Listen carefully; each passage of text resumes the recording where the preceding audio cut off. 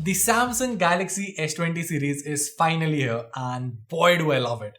I've been using it for a while, and although the device is great, One UI 2.0, well, it can be a little complex for a lot of new users at least.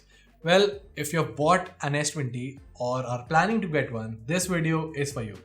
Hey guys, this is Varun from Guiding Tech, and today I'll be talking about 7 cool tips and tricks for the Galaxy S20, S20 Plus, S20 Ultra, the entire series. Let's get started.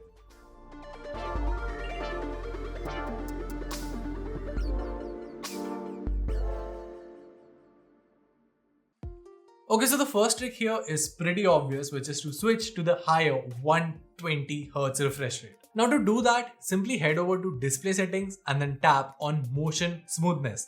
Now just tap on the 120Hz option and that's it. Now it's worth pointing out that the 120Hz refresh rate only works in the HD Plus or the full HD Plus resolution. Basically, you cannot use it while having your display resolution to Quad HD Plus, which kind of actually makes sense because the battery on this device drains quite drastically. Now another system setting that you can modify is to improve the overall facial recognition. Basically, if you're someone who's wearing goggles or some other accessories on your face, this feature can come in really handy. Now to do that, just head over to biometric and security settings. Here, tap on face recognition and then add alternative look. The phone will scan your face once again, and once that's done, your face unlock should work faster and be more reliable. Okay, so one more thing that Samsung recently added to its devices, it's quick share.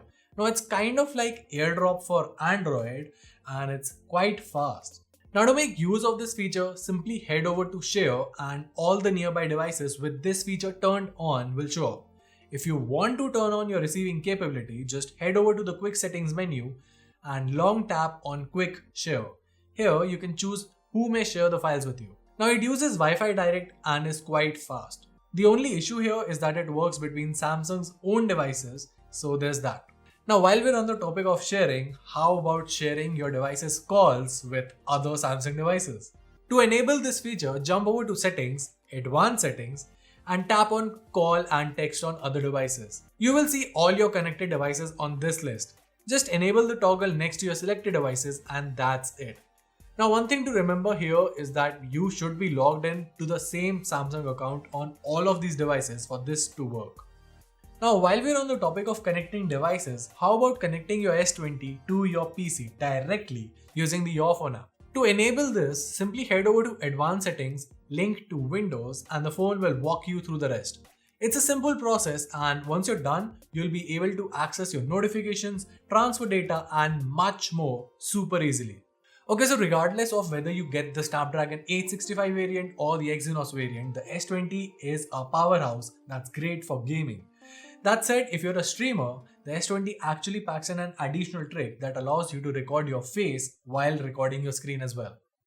Now to do that, simply open the quick settings toggle and tap and hold on the screen recorder tile.